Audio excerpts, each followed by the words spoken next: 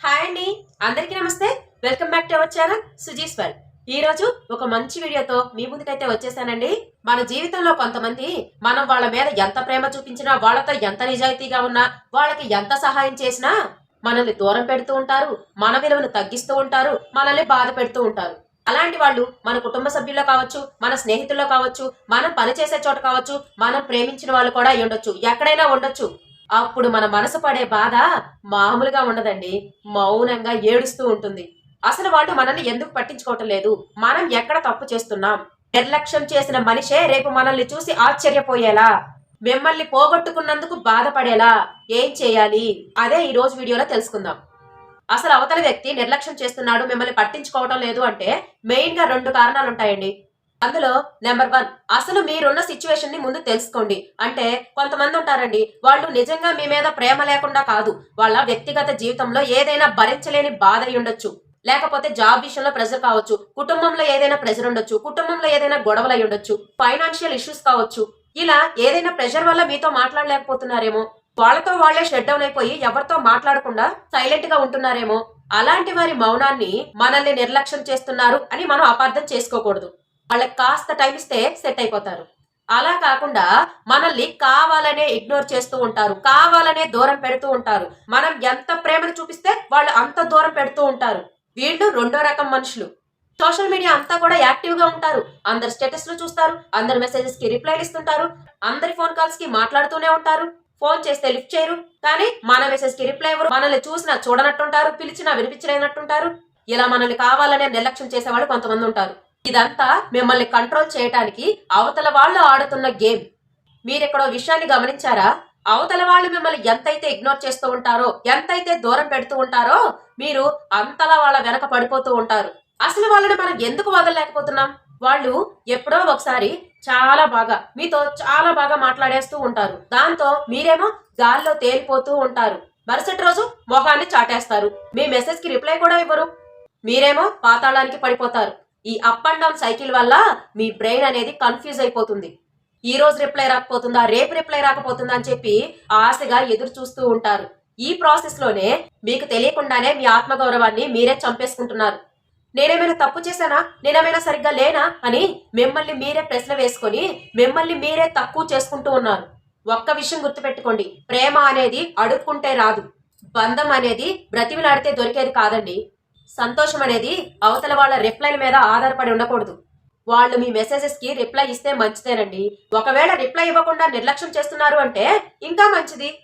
ఎందుకంటే మీ లైఫ్ అనే సినిమాలో మీరే హీరో, మీరే హీరోయిన్. అవతలి వాళ్ళు జస్ట్ ఒక పాత్ర మాత్రమే. నీ సినిమాలో ఆ పాత్ర ఉన్నా లేకపోయినా నీ సినిమా ఎక్కడా ఆగదు.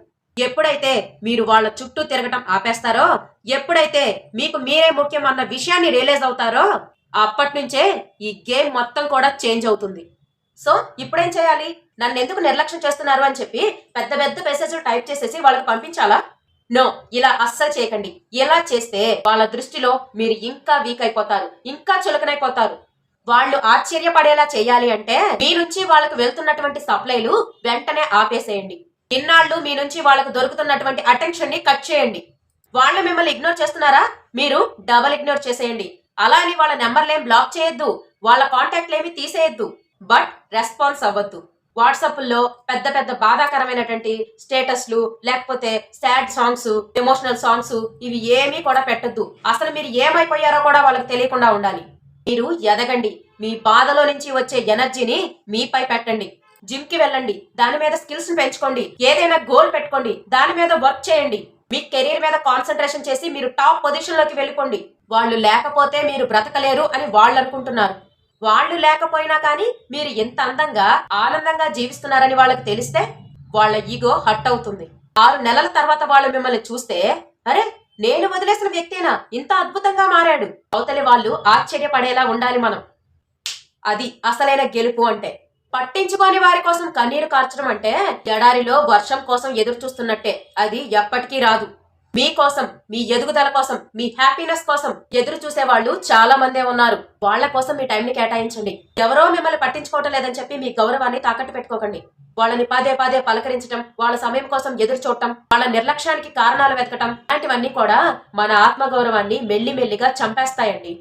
సంబంధం ఎలా ఉంటుందో తెలుసా? బాధతోనో బలవంతంగానో ఉండదండి. పట్టించుకోని వారి దగ్గర మీరు మాట్లాడాలని చేసే ప్రయత్నం మీ యొక్క బాధను పెంచుతుందే తప్ప వాళ్ళ మనసును మార్చదండి. ఒక్కటి గుర్తు పెట్టుకోండి, మన జీవితంలోకి వచ్చే వాళ్ళందరూ కూడా మనతో పాటే ఉండిపోవటానికి రాలేదండి. మనకి సహనాన్ని నేర్పటానికి కూడా కొంతమంది వస్తారు మన జీవితంలోకి. ద్వేషించొద్దు, వాళ్ళ దగ్గరే ఆగిపోవద్దు, బయటికి రండి. మిమ్మల్ని పట్టించుకోవటం లేదని చెప్పి మీ యొక్క వెలుగుని తగ్గించుకోకండి, మీ స్వభావాన్ని మార్చుకోకండి. మీ మీద మీకే, మీ విలువ మీద మీకే అనుమానం వచ్చేటట్టు చేసుకోకండి. పట్టించుకొని వారికి వివరణ ఇవ్వటం మానుకోండి. అక్కడ మీ మాటలు ఏమీ వినిపించవు. నిజంగా మిమ్మల్ని అర్థం చేసుకునే వాళ్లకు మీ మౌనం కూడా సరిపోతుందండి. మిమ్మల్ని అర్థం చేసుకునేటువంటి వాళ్ళకి మీ అరుపులు కూడా చెవికెక్కవు. వాళ్ళకి నచ్చేలా మారిపోవాలి అని చెప్పి మీ స్వభావాన్ని మీరు మార్చుకుంటే మీ యొక్క నిజ స్వరూపాన్ని మీరు కోల్పోతారండి. అలా దొరికేటటువంటి ప్రేమ మీకు మనశ్శాంతినివ్వదు. నిర్లక్ష్యం చేస్తే మీరు స్పందించాల్సిన అవసరం లేదు, వాళ్ళ వెనక పరిగెత్తాల్సిన అవసరం అంతకన్నా లేదు. బలంగా నిలబడండి, అప్పుడే వాళ్ళ తప్పును వాళ్ళు తెలుసుకుంటారు. బలంగా తయారవ్వాలి అంటే మిమ్మల్ని మీరు నిందించుకోవడం ఆపేయండి.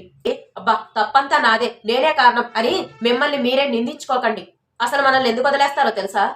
వాళ్ళ స్వార్థానికి మనం సరిపోనప్పుడే మనల్ని వదిలేస్తారు. ఈ మనసు మంచిదే అని చెప్పి ప్రతి ఒక్కరికి అర్థం కావాల్సిన అవసరం లేదండి. మిమ్మల్ని పట్టించుకొని వారి జ్ఞాపకాలలో మీరు జీవించొద్దు. పాత బాధలు, ఆ పాత సమయం కూడా మిమ్మల్ని అక్కడే ఆగిపోయేలా చేస్తాయి. జ్ఞాపకాలు అనేవి జీవితం కాదండి. ఇప్పుడు మనం ప్రస్తుతం జీవిస్తున్నామే, ఇదే అసలైన జీవితం. గుర్తుపెట్టుకోండి, అందరికీ నచ్చేలా బ్రతకాల్సిన అవసరం లేదు. నిర్లక్ష్యం చేసే వాళ్లకు అస్సలు అందుబాటులో ఉండకండి. ఈ పెయిన్ అంతా కూడా మీ రేపటి లక్ష్యానికి, మీ రేపటి విజయానికి ట్రైనింగ్ అనుకోండి. ఈ వీడియో ద్వారా మీకు ఏ మాత్రం ధైర్యం వచ్చినా కామెంట్ సెక్షన్ లో ఎస్ అని కమెంట్ చేయండి. అంతవరకు సెలవు, నమస్తే.